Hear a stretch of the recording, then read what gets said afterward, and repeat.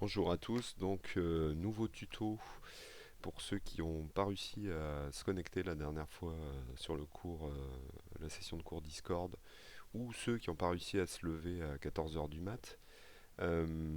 Donc comme promis, un petit chaton, c'est indispensable évidemment dans un cours. Donc là j'ai réussi à le caser.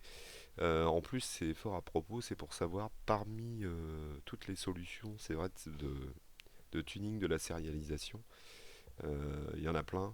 Laquelle on doit prendre, c'est un peu compliqué. Donc on va essayer de faire un petit tour d'horizon de ce qui est proposé pour la sérialisation JSON quand on fait du REST.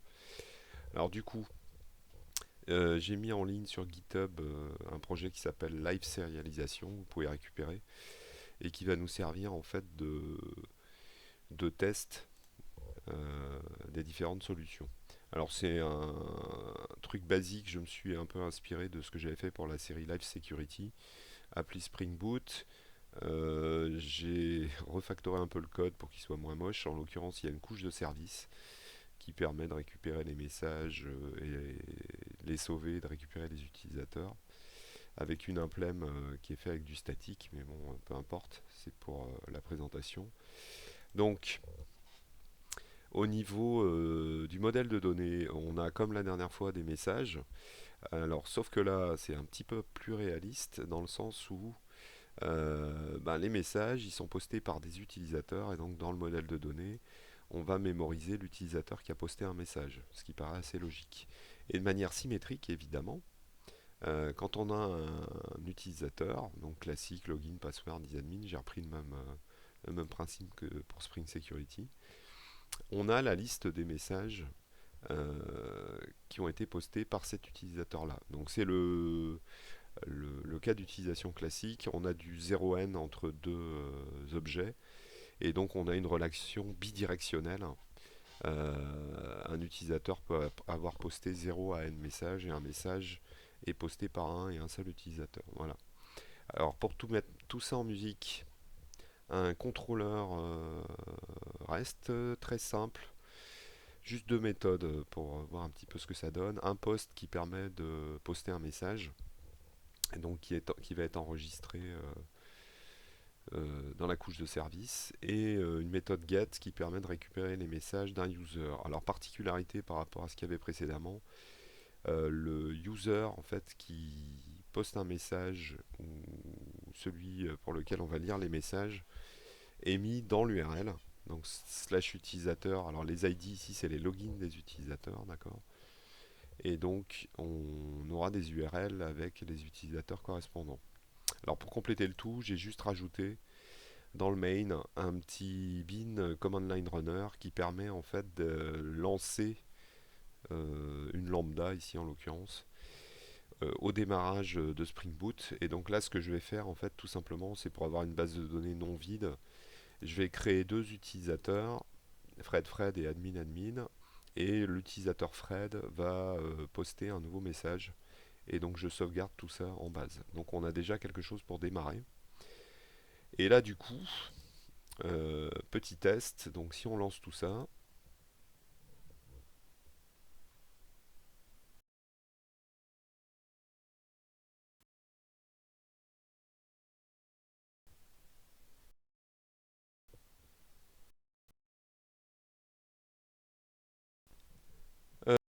requête du client HTTP, donc je récupère la liste des messages de Fred, et là je rajoute un nouveau message pour Fred. Si on lance tout ça, donc Fred a posté un message, et là on se retrouve avec le problème super classique quand on fait de la sérialisation, quelle qu'elle soit, et en JSON en particulier.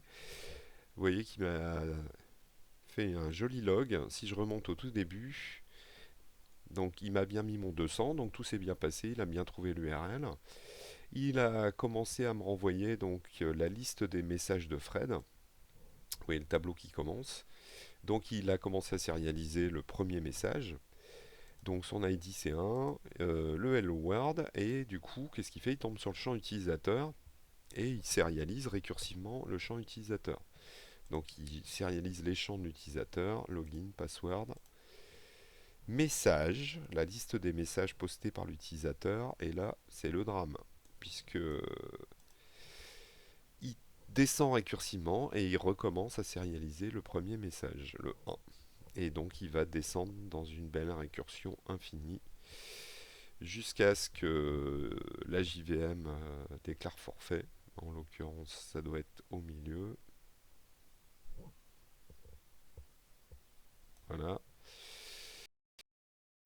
JSON Mapping Exception qui est levé par Jackson, récursion infinie, et il fait une jolie Stack Overflow sur la pile de la JVM. Assez logique. Donc évidemment, ça marche pas bien. Conclusion, ben, les relations bidirectionnelles, c'est très bien, sauf qu'en fait, Jackson ne sait pas les gérer en natif. Donc il va falloir lui expliquer comment gérer cette fameuse bidirectionnalité, cette récursion infinie. Alors du coup, première solution, il y a plusieurs solutions, de la plus simple à la plus compliquée.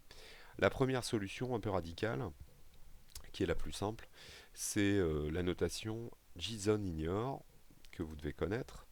Et donc là, l'idée, c'est de dire quoi? Ben, quand je vais serialiser un objet, je vais ignorer un des attributs pour casser ce cycle. Donc on peut le placer à deux endroits. Soit on le met dans utilisateur et on ne sérialise pas la liste de ses messages, soit on le met dans message et on ne sérialise pas l'utilisateur. Donc, peu importe.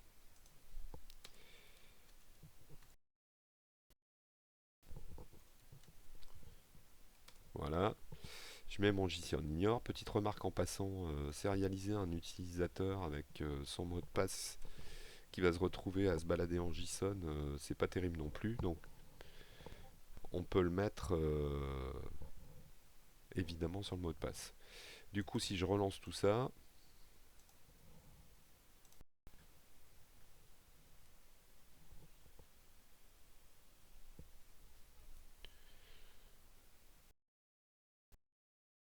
voilà, et que je refais ma fameuse requête, je lance mon get.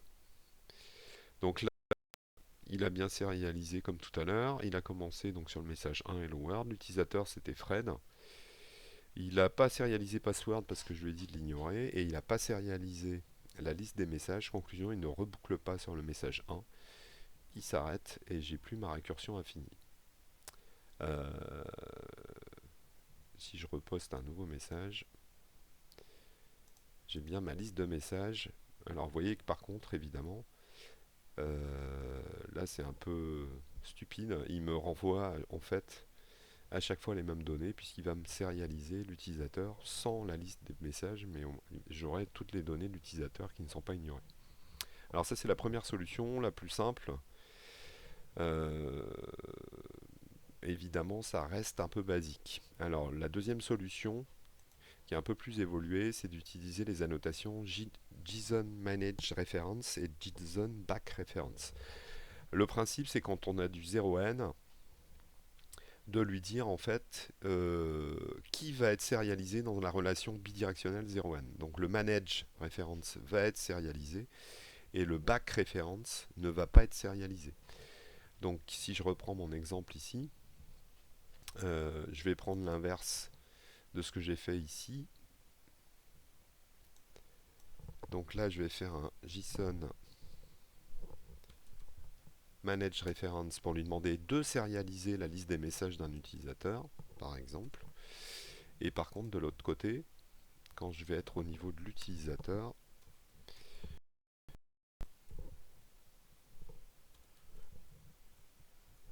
voilà, je vais dire JSON back reference. Je relance tout ça.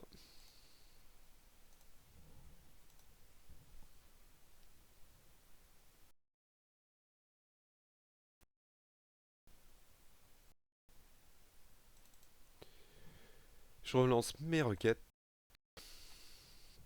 Et donc là, vous voyez, il va tomber sur la back reference. Du coup, il ne va pas faire sa récursion. Euh, et donc, dans les messages, je n'ai plus du tout l'utilisateur. Par contre, si je demande à un utilisateur, par exemple ici, je vais rajouter une URL qui n'existe pas dans le contrôleur pour récupérer un utilisateur complet. Voilà. Donc c'est censé me ramener un response entity d'utilisateur.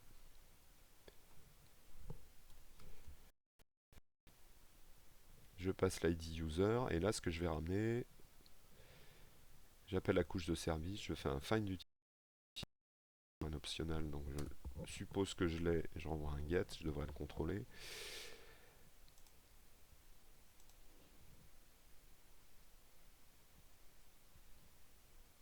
On relance.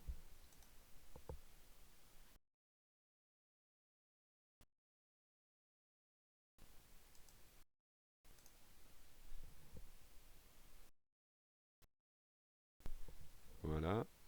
Du coup, petit test pour voir comment est sérialisé. Donc là, si je demande la liste des messages, je n'ai que les messages. J'en poste un deuxième pour avoir un tableau. Et du coup, si je demande à sérialiser un utilisateur complet,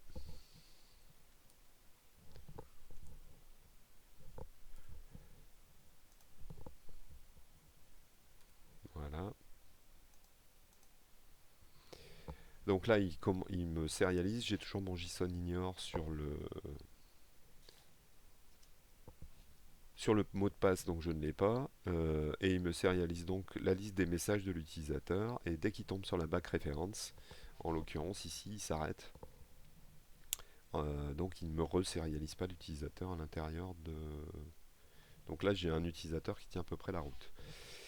Alors ça c'est une des possibilités. L'autre possibilité après derrière, c'est de se dire, ben, typiquement là, quand on récupère des collections, l'idée ce serait de représenter les éléments d'une collection, non pas par tous leurs éléments, ce qui provoque la récursion infinie, hein, c'est d'aller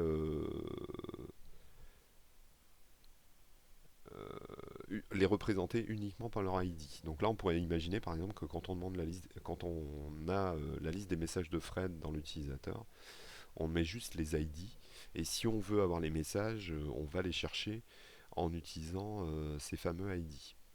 Alors ça, c'est une possibilité. Il y a une annotation JSON qui permet justement de dire qu'on peut représenter un objet par son ID. Donc cette annotation là, je vais enlever mes bacs.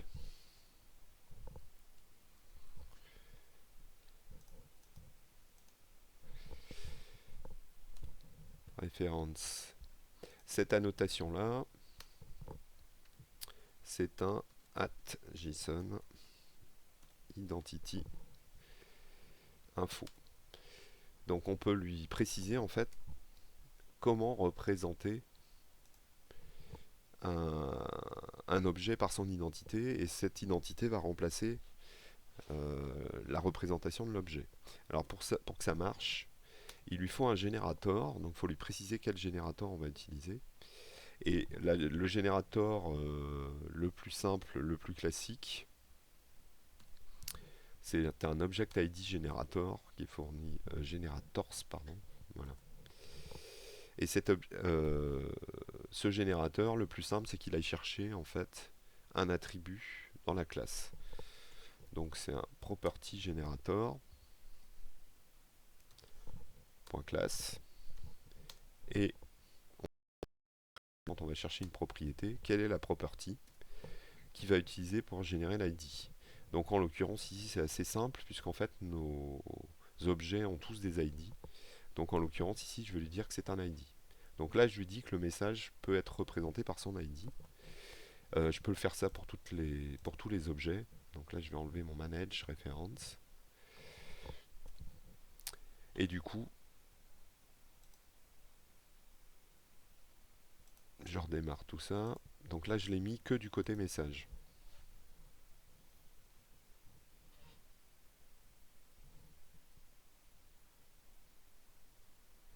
Voilà. Si je repars sur mes requêtes, je redemande le message ID 1, il tombe sur l'utilisateur, il descend récursivement dessus, et quand il tombe sur la collection de messages, là, il le représente par le 1. Donc ça a l'air d'être la solution miracle. Ça a l'air, mais l'inconvénient, c'est qu'en fait, il utilise l'identity info que quand il tombe... Ah, là on a une erreur assez classique.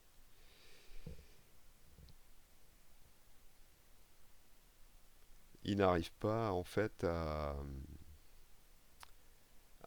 instancier l'objet message quand j'essaie de le poster, puisque quand je vais le poster ici, on est bien d'accord, je ne poste pas son ID. Et du coup, quand je vais dans message, le truc c'est qu'il tombe sur un contrôleur qui a priori a besoin de tous ses attributs. Et là, du coup, comme je lui ai dit que c'était un ID, normalement on résout ce léger problème. Comme souvent en sérialisation, en lui rajoutant avec Jackson, pardon, en lui rajoutant un constructeur par défaut. Alors, on va retenter le coup.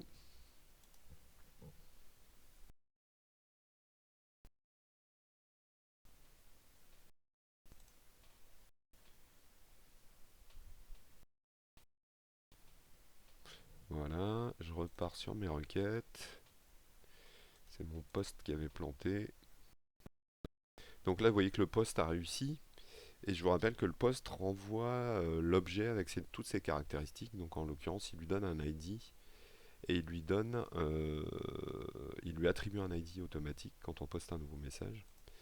Et il met l'utilisateur dedans. Donc du coup, qu'est-ce qu'il va faire? Le message 2, ça c'est OK. Le message qui est envoyé, il tombe sur l'utilisateur, ben là il va le sérialiser entièrement. Comme j'ai pas mis d'annotation dessus, donc il tombe sur Fred, il commence à sérialiser la liste de ses messages. Et là, vous voyez que le message 1, euh, comme il l'a jamais sérialisé jusqu'à présent, qu'est-ce qu'il va faire? Il va descendre récursivement. Quand il va tomber sur le message 2, comme il l'a déjà sérialisé une fois ici, il va le représenter par son ID. Donc du coup, ça donne des structures de données un peu compliquées. Donc cette solution-là, même si elle paraît élégante dans certains cas, complexifie un peu la chose. Du coup, on va en arriver à la solution qui est vraiment utilisable, c'est les fameux JSON-View. Alors JSON-View, c'est quoi le principe? Ça va être de dire, euh, on va utiliser en fait des classes ou des interfaces vides qui vont servir de flag pour dire dans telle vue je veux tel attribut, dans telle autre vue je veux tel autre attribut. Donc ça utilise un système de flag qu'on va mettre regroupé dans une classe Java. Donc on peut l'appeler, pour être très original, par exemple views dans le modèle. Et donc dans cette views, en fait, je vais définir une hiérarchie, c'est ça qui est important, de flags qui vont me servir. Donc en l'occurrence, ce sont soit des interfaces, soit des classes. Donc comme c'est vide. Et là, on va leur choisir des noms. Et ce nom-là va pouvoir être utilisé pour ensuite décorer les attributs et choisir la vue qu'on veut. Alors, la vue, on va dire minimale d'un objet, je vais l'appeler parce que ça revient à représenter un objet avec son ID. Ensuite, le principe est simple. Ça, c'est la vue de base. Quand vous voulez une vue plus large d'un objet, c'est-à-dire sous-entendu plus de champs, on va utiliser un système d'héritage entre ces fameuses interfaces flag pour dire, ben, par exemple, si je veux définir une interface message complet pour dire que je veux une vue complète d'un message, je vais dire qu'elle extends l'interface précédente, la vue précédente qui s'appelle ID.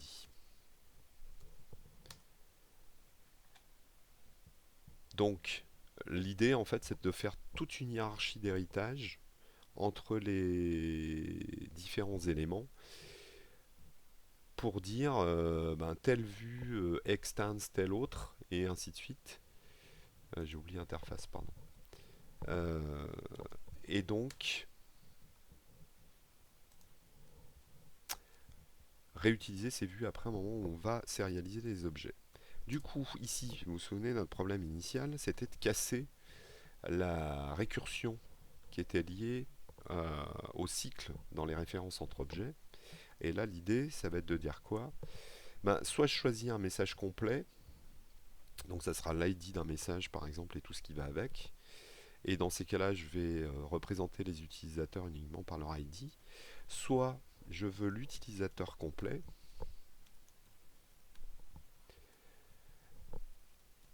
Et dans ces cas-là, j'extends non pas message complet, puisque je veux quelque chose qui soit exclusivement différent du message complet, je vais lui dire extends ID. Conclusion, message complet, il extends ID, utilisateur complet extends ID, ils sont sur deux branches dans le graphe d'héritage, donc les deux vues vont pas se chevaucher sauf sur la partie ID. Alors comment je les utilise après, une fois que j'ai décidé de ma hiérarchie en fait, je vais aller décorer en fait mon modèle. Donc en l'occurrence ici, à l'intérieur de mon modèle, je vais préciser pour les champs dans quelle vue ils doivent apparaître. Avec une annotation @JSONView, le login c'est bien l'ID de l'utilisateur, donc ça je vais le mettre dans la vue de base qui s'appelle ID. Du coup je vais le chercher, les points classe. Donc dans la vue ID, l'utilisateur, il y aura uniquement son login. Ensuite, dans la vue complète, je vais virer le JSON ignore même. Je vais récupérer tous les autres champs. Ah, j'ai oublié le hâte. Si on me demande la vue complète d'un utilisateur. Donc en l'occurrence ici, utilisateur complet, point classe. Ça veut dire qu'on me demande une vue utilisateur complet. Donc ce que je vais faire, je vais dire, voilà. Et je veux également, dans la vue utilisateur complet, la liste des messages postés par cet utilisateur-là. Donc voilà pour la partie utilisateur. Donc ça c'est à faire évidemment sur tout ce qui peut être sérialisé. Donc j'enlève mon JSON Identity Info. Du coup ici, dans ma classe message, l'ID du message, ben là, comme tout à l'heure, c'est une JSON View sur la vue de base. Donc ça sera l'attribut affiché si on me demande cette vue de base, qui s'appelle ID. Par contre, si on me demande la vue complète, là, je vais aller définir en fait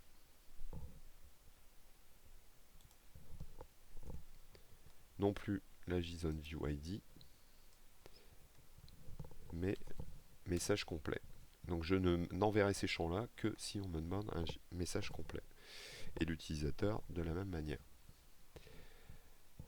Donc voilà pour ça. Je relance mon serveur pour tester ces JSON View.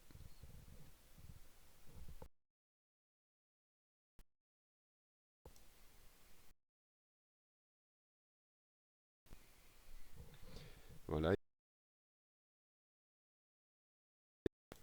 Mon premier get d'utilisateur a raté. J'ai raté. Oui, pardon. Oui, donc là en fait, j'ai strictement rien fait. J'ai déclaré je les utilise jamais. Donc pour pouvoir utiliser les vues, c'est assez simple.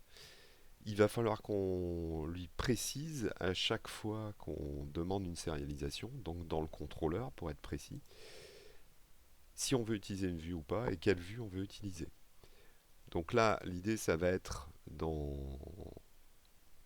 le contrôleur de préciser la vue qu'on veut.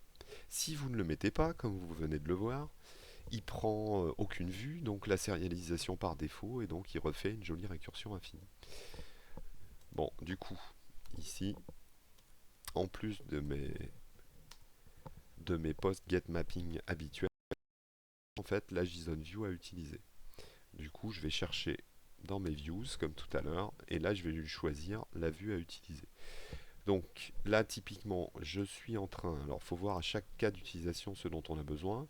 Je renvoie un message après avoir créé, enregistré ce nouveau message.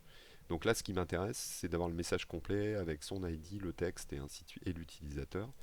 Donc là, ce que je vais utiliser comme vue, c'est message complet.class.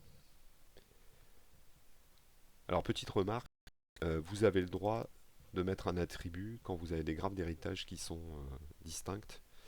Vous pouvez mettre ici, dans les JSON View, sur le modèle, plusieurs views pour un attribut. Il suffit de le mettre avec une virgule. Là, vous pouvez mettre plusieurs points classes correspondant à la vue. Par contre, quand vous êtes dans le contrôleur, vous devez choisir une vue à utiliser au moment de la sérialisation. Donc là, vous devez en choisir qu'une seule. Donc là, je veux un message complet. Ici, je demande la liste des messages. Et là, je demande un utilisateur qui contient lui-même la liste des messages. C'est là où les vues vont être assez intéressantes. C'est-à-dire qu'ici, quand je fais un getMapping /utilisateur/Fred, ce que je voudrais avoir, c'est une vue complète de l'utilisateur et de la liste de ses messages. Donc, là, je veux un utilisateur complet. Et que je demande explicitement en dessous /message, je ne veux que les messages de l'utilisateur. Donc là, la JSON View, ça sera la views complète, mais des messages. Du coup, ce qui va... Je vais relancer tout ça.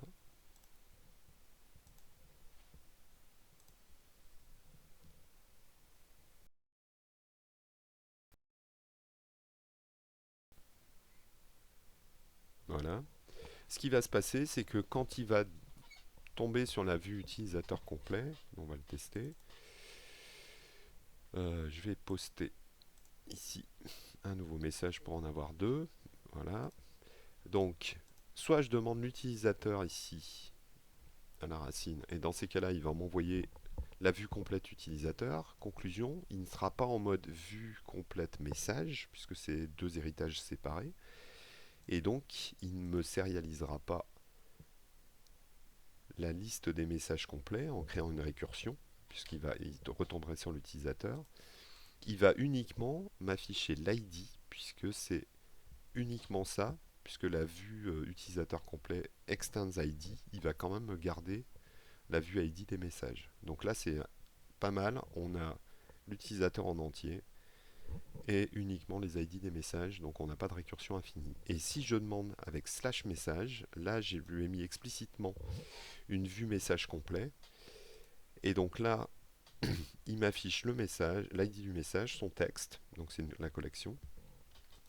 Il va aussi me demander m'afficher l'utilisateur, puisque ça fait partie de la vue message complet. Par contre, quand il va sérialiser l'utilisateur, il n'est pas en vue utilisateur complet, donc il ne va ne sérialiser que son ID, et donc il va juste me mettre le login de l'utilisateur qui a posté le message. Voilà, donc on a une solution qui est assez intéressante, assez flexible. Il faut quand même bien identifier son graphe d'héritage sur les vues. Ça peut être des fois un petit peu compliqué pour savoir jusqu'à quel niveau on descend. Euh, mais on a un bon contrôle sur tout le système. Donc par rapport à tous les systèmes d'annotation, c'est plutôt celui-là que je vous conseille d'utiliser si vous voulez absolument utiliser les annotations JSON View ou autres.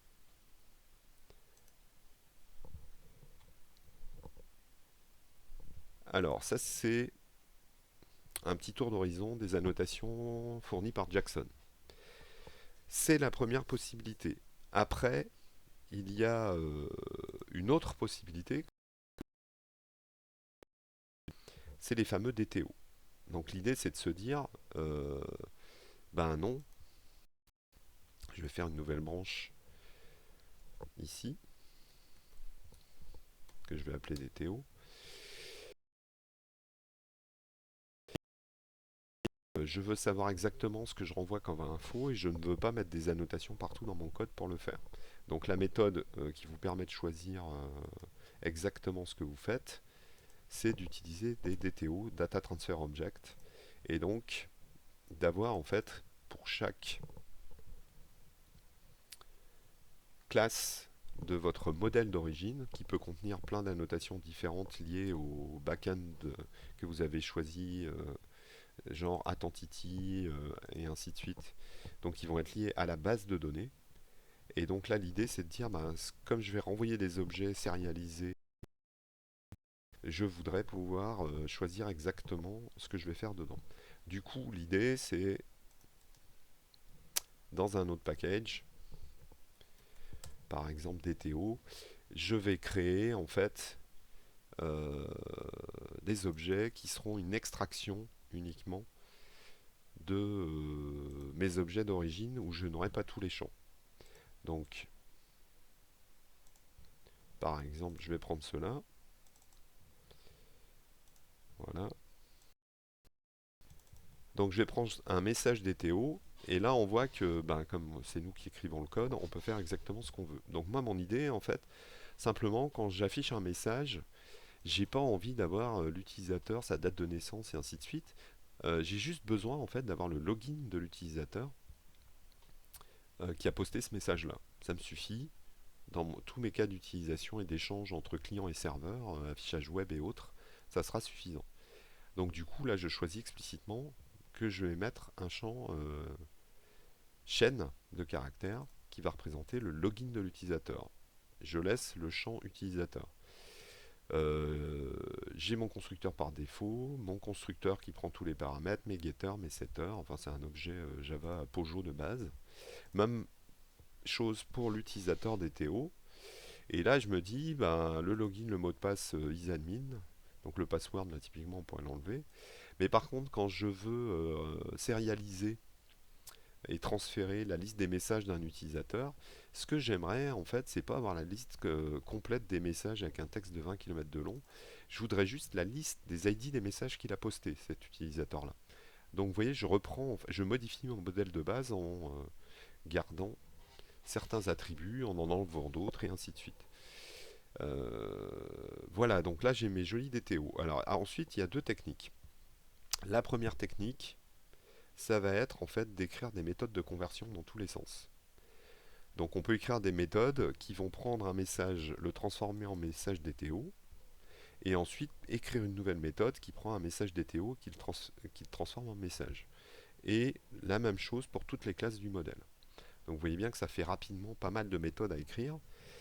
Et là où c'est plus problématique, à maintenir dans le sens où dès que vous faites une modification sur votre modèle, ah tiens, j'avais oublié un attribut, il va falloir non seulement impacter ça sur éventuellement les DTO, ce qui n'est pas le cas tout le temps, parce que le champ n'apparaît pas obligatoirement dans le DTO, et en plus, il va falloir écrire et vérifier toutes vos méthodes de validation, enfin qui passent de l'un à l'autre. Alors heureusement, vous n'êtes pas les premiers à tomber. Et donc, il y a des frameworks qui existent pour le faire. Alors, il y en a un que je trouve assez sympa, qui est utilisable avec Spring et Spring Boot, ce qui tombe plutôt bien, qu'on peut rajouter donc dans notre projet. Et ce framework qui ne s'occupe que de faire justement le mapping entre les objets DTO et les objets normaux, il s'appelle Model Mapper, très original. Donc, je vais simplement le rajouter comme dépendance dans mon Model Mapper. La dernière version sortie il n'y a pas longtemps, c'est la 2.3.7 et son groupe ID c'est org.modelmapper. J'importe mes changements.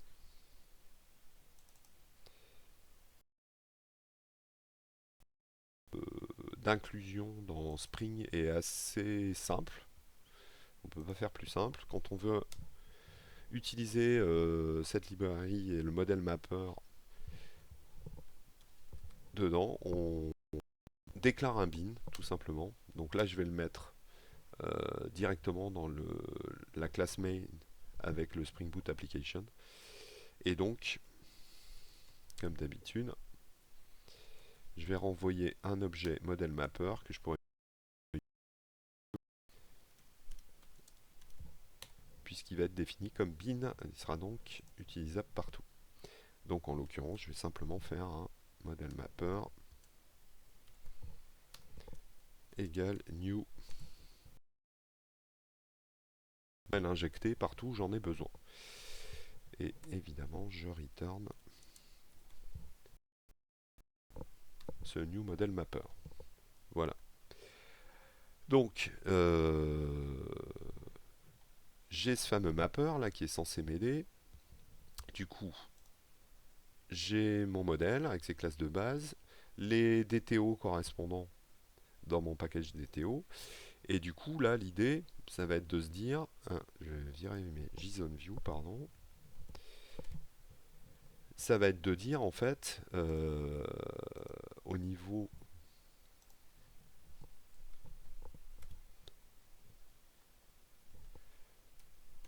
voilà, au niveau de mon contrôleur, euh, il va falloir que je modifie un petit peu la déclaration de mon contrôleur pour dire qu'en fait, ben, je ne renvoie plus d'objets du modèle, je vais renvoyer évidemment des DTO à chaque fois que je renvoie quelque chose au client qui me demande la chose. Donc en l'occurrence ici, je devais renvoyer un message pour la méthode create pour poster un nouveau message, et là je vais renvoyer non pas un message mais un message DTO. Je prends en entrée un ID user et évidemment l'objet entrant c'est plus un message, ça c'est un objet Java interne à mon serveur qui n'apparaît nulle part. Donc ce que je vais prendre en entrée c'est un message DTO. Conclusion, l'idée c'est qu'ici j'ai un message DTO, ma couche de service utilise des messages et travaille avec des messages. Conclusion, il faut que je prenne ce message DTO et que je le transforme en message. Que la magie de Object Mapper apparaît. Je vais simplement lui dire message en prenant le DTO et tu vas me le mapper sur le message. Alors pour ça, évidemment, je vais utiliser ce fameux mapper.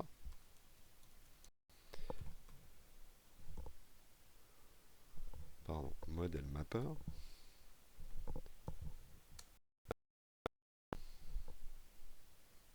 Que je vais appeler mapper, c'est très bien. Et comme il est déclaré dans un bin, je vais demander tu vas me le chercher et tu me l'injectes ici. Du coup, dès que je l'ai, ça devient magique. Je prends mon mapper et faire le boulot pour lui, c'est une fonction map. Alors pour que ça fonctionne, évidemment, il faut que je lui dise quel est l'objet que je veux mapper. Donc c'est mon message DTO. Et quelle est la classe de l'objet dans lequel il va tenter de l'injecter. Donc là, en l'occurrence, j'ai mon DTO, je veux fabriquer un message. Et voilà, c'est tout. C'est assez magique. Alors comment ça fonctionne pour que ça soit aussi magique? En fait, il va prendre la structure de l'objet de départ, en l'occurrence ici un message DTO, et il va tenter d'injecter les données qui sont dans la DTO avec des champs qui ont le même nom, donc en utilisant les setters, dans la classe message, tout simplement. Du coup, ça vous évite le fastidieux je le fais à la main en créant justement un constructeur par recopie de DTO qui prend un DTO, qui va prendre les champs qui vous intéressent et qui les injecte dans le message. Donc c'est assez pratique. Alors du coup, même punition de l'autre côté. Quand on a fini notre insertion en base, on renvoyait le message avec son ID généré et ainsi de suite. Là, je ne peux plus envoyer de message. Donc je vais simplement envoyer un message DTO. Donc message rec DTO. Puisque là, c'est message rec que suis-je censé renvoyer. Et pour mapper, je vais faire la même chose, mapper.map, sauf que là, je le fais dans l'autre sens. Donc je prends mon objet message rec, qui est un message, et je veux le transformer. Donc je lui précise la classe correspondante. Vous voyez, c'est assez cool pour le faire dans un sens et dans l'autre. Donc du coup, faut que je fasse la même chose, évidemment, pour toutes mes méthodes. Donc là, ça sera systématiquement des collections de messages DTO. Voilà. Et là, de la même manière, quand je demande des utilisateurs, ce que je vais renvoyer, c'est plus un utilisateur, c'est un utilisateur DTO. Donc je me retrouve avec la même problématique en fait, au niveau de chacune de mes méthodes. Il faut que je transforme mes objets. Alors du coup ici, j'appelais ma couche de service pour récupérer des messages. Je vais introduire une variable message avec un S, c'est très bien. Donc là, je récupère ma liste de messages de l'utilisateur. Et ce que je vais faire, c'est fabriquer une collection de messages DTO. En l'occurrence ici, je pars d'une liste, donc je vais arriver sur une liste qui ne sera plus de messages, mais de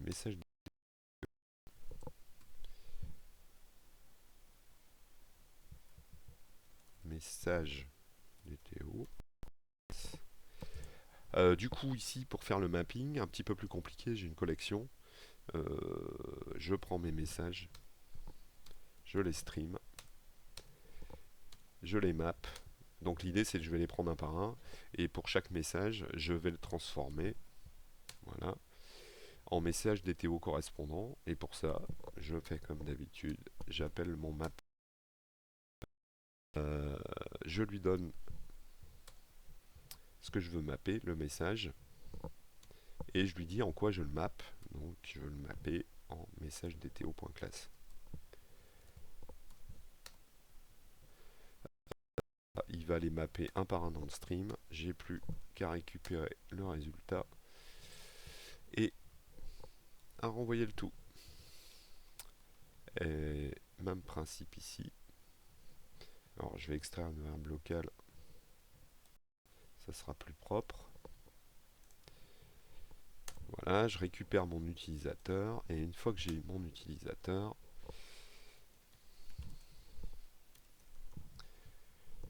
je prends la version DTO. C'est mon mapper qui va s'en charger. Je prends mon utilisateur et je le map en utilisateur DTO. Voilà, et je renvoie tout ça. Bon, j'aurais pu le mettre sur une seule ligne, ça serait un peu illisible. Du coup, j'ai plus qu'à tester ce nouveau système.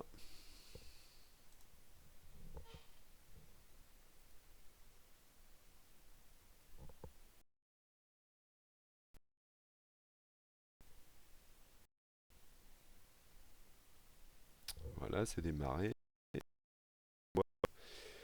Le get sur un utilisateur qui est donc censé me ramener un utilisateur DTO. Et là, il y a quand même un truc. Il a bien récupéré le login, le password et le admin, puisque c'est dans DTO et dans utilisateur, j'ai ces champs-là, donc il les réinjecte automatiquement. Par contre, j'avais dans l'utilisateur décidé que je ne gardais que les ID des messages. Et donc j'ai un champ qui s'appelle message ID. Et là, il n'a pas pu évidemment deviner tout seul comme un grand que ma liste de messages devait être mappée automatiquement sur message ID en allant chercher, je ne sais pas comment. Là, il va falloir que je lui explique comment faire. Il ne va pas y arriver tout seul. Alors, si je demande les messages, ça donne quoi? Il a bien récupéré l'ID du message, le texte du message, c'est parfait. Et là, pour l'utilisateur, eh ben, il a tenté un truc, sauf que c'est pas tout à fait ce que je voulais. Je vous rappelle que dans le DTO, utilisateur, c'est une chaîne de caractères. Dans le message original, l'utilisateur, c'est un objet de type utilisateur. Donc qu'est-ce qu'il a fait? Il a tenté une conversion de type. Il a pris l'utilisateur du message et il a tenté de le transformer en chaîne de caractères. Et qu'est-ce qu'il a fait? Il a appelé la méthode toString. Et évidemment, bah, la méthode toString, comme je ne l'ai pas définie, elle me renvoie la classe et le pointeur de l'utilisateur correspondant. Ce qui n'est pas terrible. Moi, ce que je voudrais, c'est lui expliquer que bah, quand je fais cette conversion-là, ce que j'aimerais avoir ici, ben, c'est uniquement le login de l'utilisateur. Et c'est là où le mapper est assez intéressant. C'est que vous avez le droit en fait de tuner comme vous voulez le mapper pour lui expliquer quand c'est nécessaire.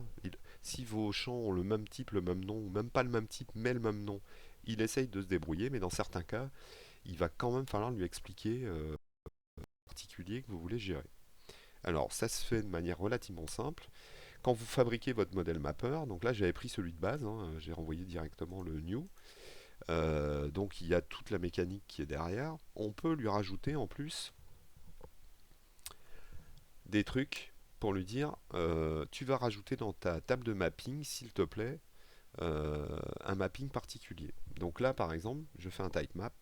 Il faut que je lui dise dans quel cas je vais appliquer ma fonction de mapping particulière. Donc là, on a vu le premier cas, c'est quand je prends un message et que je veux le transformer en message DTO. J'aimerais, c'est que dans message DTO, ils mettent pas l'utilisateur, mais qu'ils mettent uniquement l'ID de l'utilisateur. Donc ça, je vais lui préciser donc que dans ce cas-là, donc, quand il fait la conversion d'un message vers message DTO, je vais rajouter un mapping que je vais définir moi-même pour lui expliquer comment le faire. Alors du coup, un mapping, c'est quoi? On prend un mapper,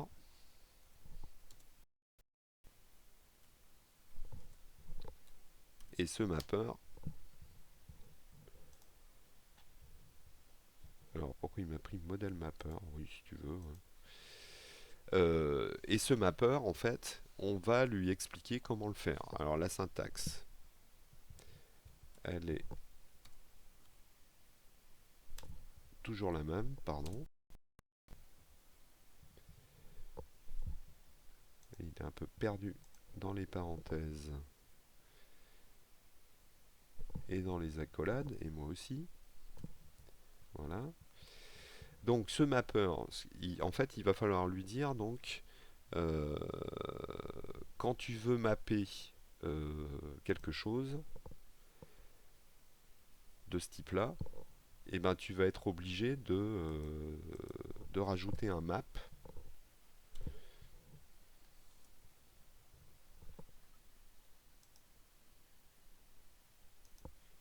Zut, j'ai une faute. Je me rends compte de ma boulette. Voilà. C'est add mappings, pardon. Je veux l'appeler mapper, je le fais comme je veux. Donc, voilà. Je vais lui expliquer comment faire. Donc là, l'idée, c'est de lui dire simplement quand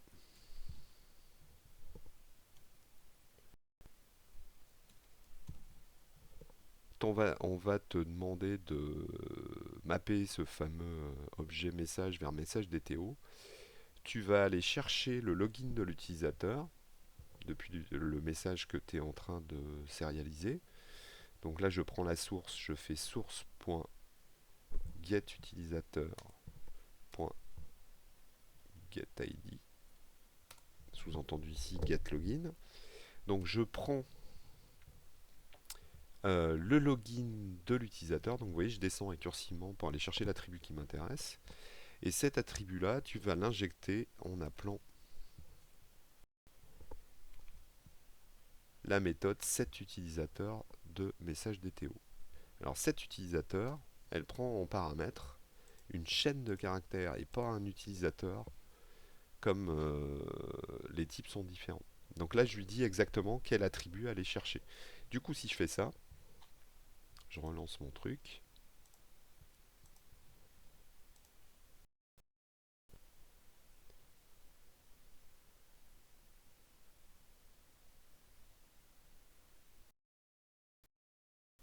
Et que je retourne sur ma méthode de récupération des messages.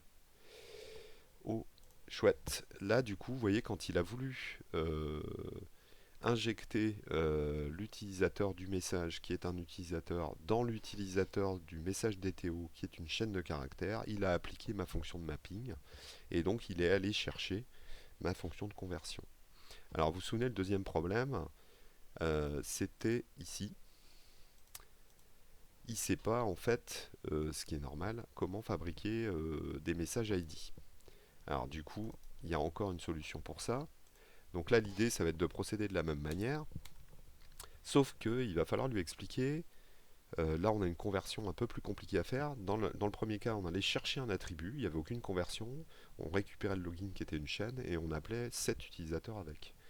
Là, c'est un petit peu plus compliqué parce qu'il va falloir convertir ce qu'il y a dans le champ utilisateur, une liste de messages, je vous rappelle, en ce qu'il y a dans l'utilisateur DTO, qui est une liste de chaînes de caractères qui ne contient que les ID. Donc pour ça, c'est évidemment prévu. Je vais utiliser un converteur, un convertisseur qui est fourni avec la librairie.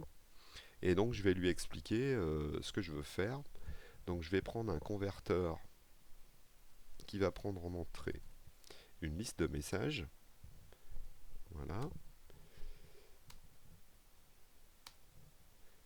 Et en sortie, moi, ce que je dois fabriquer, c'est l'objet correspondant derrière, c'est une liste d'ID.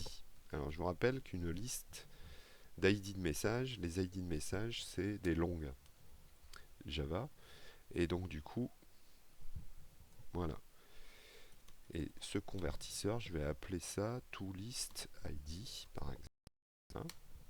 Et donc là, je dois lui préciser comment je fais ma conversion quand je suis dans ce cas-là. Donc j'ai une liste de messages en entrée et une liste de longues en sortie. Alors c'est défini par une lambda, comme toujours, et la lambda, elle prend contexte. Alors le contexte, donc c'est le contexte de l'objet mapper. Donc le contexte, il a une source, vous voyez, get source, ou une destination, get destination. Donc get source, ça lui renvoie ce qu'il a en entrée. Je vous rappelle, il prend une liste de messages dans la figure et il doit convertir ça en liste de longues des ID de ces messages.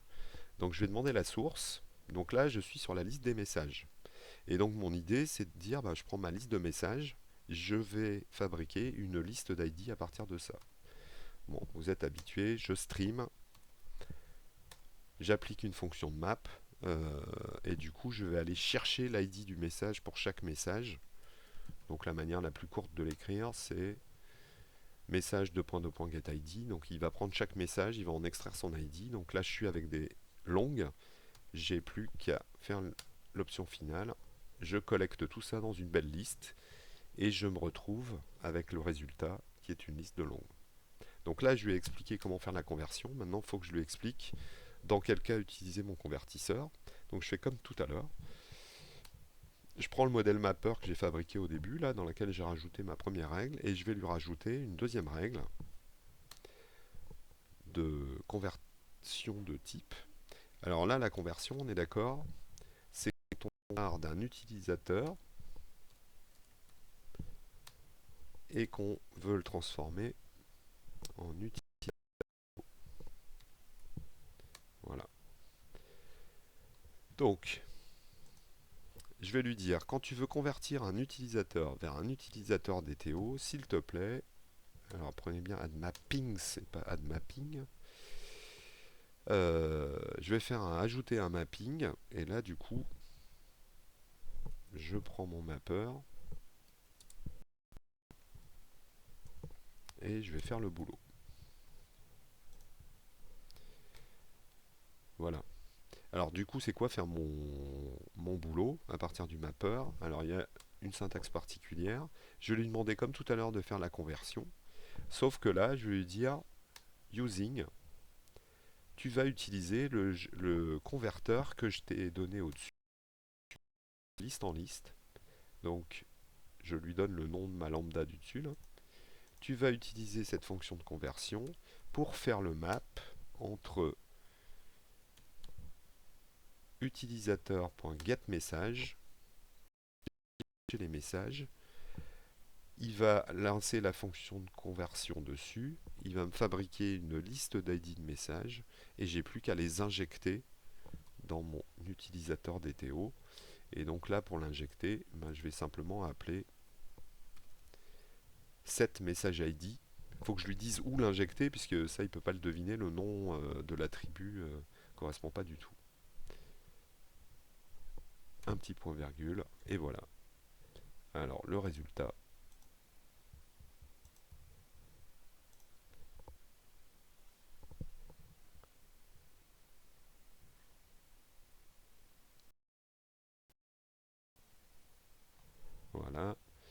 Je reteste mes...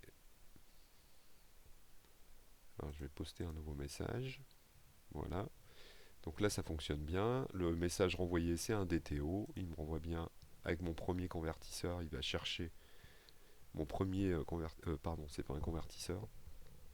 Mapping tuné, il va chercher l'attribut qu'il me faut. Et quand je le fais dans l'autre sens, en allant chercher les utilisateurs, voilà, il est bien allé faire la conversion. Il a récupéré l'attribut message de la classe utilisateur. Il a appliqué la fonction de conversion, il l'a transformé en liste de longues et il a injecté ça dans le champ qui s'appelle message ID avec IDS. Du coup, là, j'ai exactement ce que je veux. C'est moi qui contrôle complètement le passage de mes objets du modèle vers mes DTO. Et donc, je peux exactement faire ce que je veux. En sachant évidemment que les DTO, vous pouvez en créer autant que vous voulez. Donc on peut avoir utilisateur DTO 1, utilisateur DTO 2, suivant les use cases, où vous pouvez choisir exactement les attributs qui vont passer dedans. Et du coup, dans les cas super classiques, si vous ne faites qu'une extraction des champs avec ceux qui vous intéressent, le mapper fait tout le boulot pour vous. Donc c'est assez intéressant d'utiliser cette librairie. Voilà, ça sera tout pour aujourd'hui. Je vous laisse vous amuser avec les JSON View ou les DTO qui deviennent super sympas à utiliser avec le mapper. A bientôt!